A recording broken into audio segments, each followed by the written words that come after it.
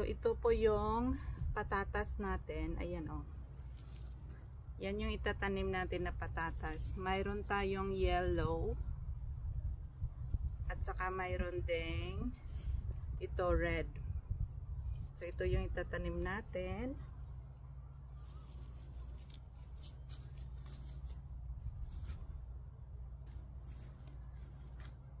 So ayan na yung patatas natin, guys.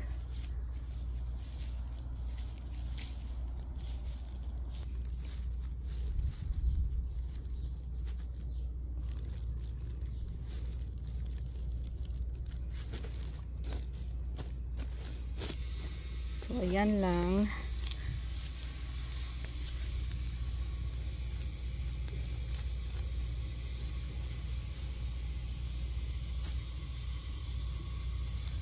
Add na lang ng soil every week. Dahil nilagyan ko siya ng garbage bag, kailangan siyang butasan para may madaanan yung water. So ayan lang.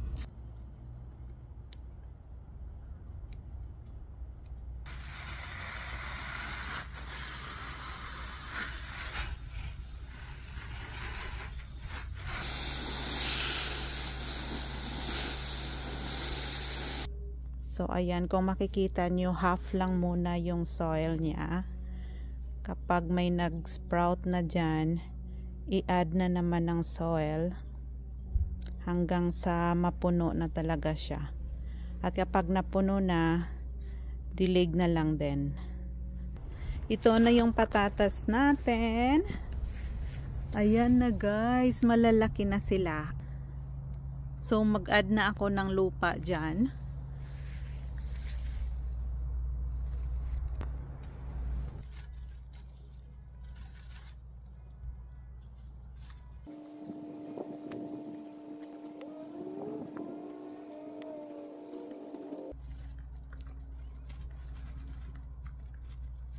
Ito na yung potatoes natin after 41 days.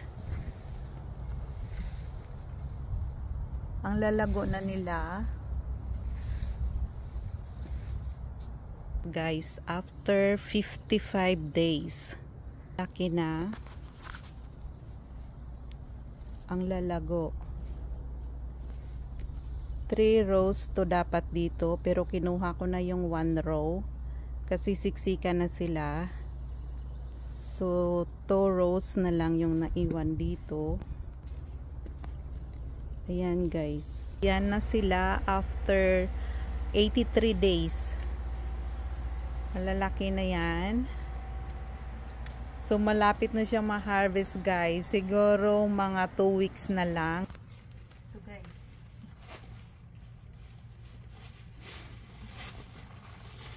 tingnan natin. Sadan. Sadan. Ayan. Oh, ayan, guys.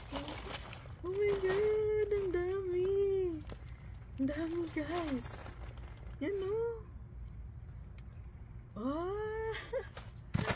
7.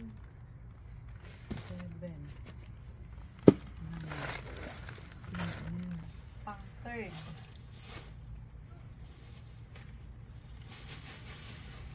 Ah, parang mas madami to. Mas malaki. Tingnan mo, guys, oh. May nahulog na malaki, oh. Tingnan mo ang kamay ko. Malaki siya. Open natin. Ah, tingnan nyo, guys. Oh my God. Oh my God. Yan. Oh. Ang lalaki, oh.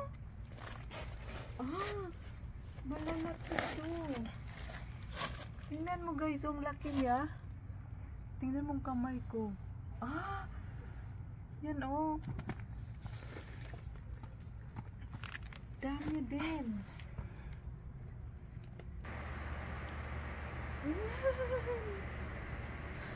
Malalaki din, guys. Oh. Ah, malaki din siya. Red naman. Malalaki Malaki din. 3, 4, 5, 6, 7, 8, 9, 10, 11, 12, 13, 14, 15, 16, 17.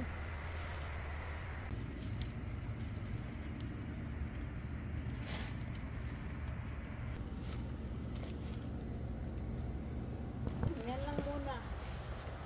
Pagod ako. 6 baskets lang muna. Green pa yung iba eh. Malalaki siya guys, oh. Yan, oh.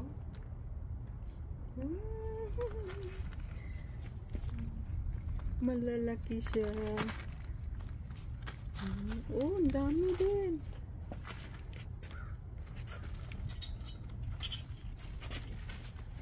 Red pa to. Nag-mix to eh. Yellow at the red. You know, malaki.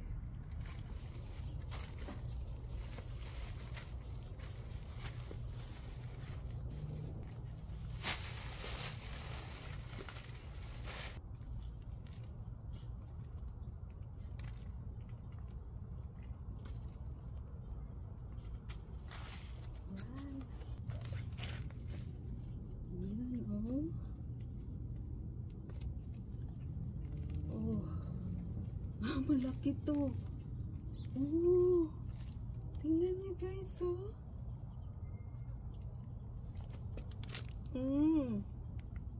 Malalaki.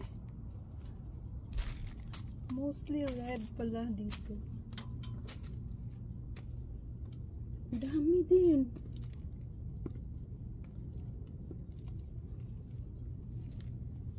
Mayroon pa. Red at yellow.